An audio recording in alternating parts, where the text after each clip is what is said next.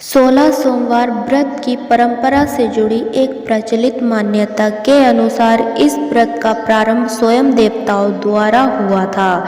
आइए जानते हैं सबसे पहले 16 सोमवार व्रत किसने किया था। प्राचीन समय में एक बार शिव और माता पार्वती पृथ्वी पर भ्रमण कर रहे थे।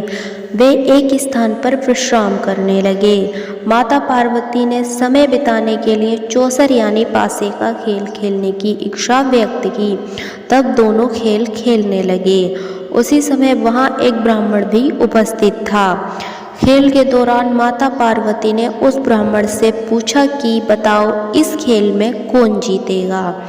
ब्राह्मण ने बिना कुछ सोचे समझे कह दिया कि भगवान शिव जीतेंगे। लेकिन जब खेल समाप्त हुआ तो माता पार्वती जीत गई। इससे क्रोधित होकर उन्होंने ब्राह्मण को श्राप दे दिया। वह कोढ़ यानी कुष्ठ रोग से ग्रस्त हो जाएगा। कुछ समय बाद ब्राह्मण को अपनी कष्ट का एहसास हुआ और वह अत्यंत दुखी होकर भगवान शिव की आराधना करने लगा। उसी समय वहां कुछ अप्सराएं आईं। उन्होंने ब्राह्मण की स्थिति देखकर उसे 16 सोमवार व्रत करने की सलाह दी और व्रत की पूरी विधि बताई।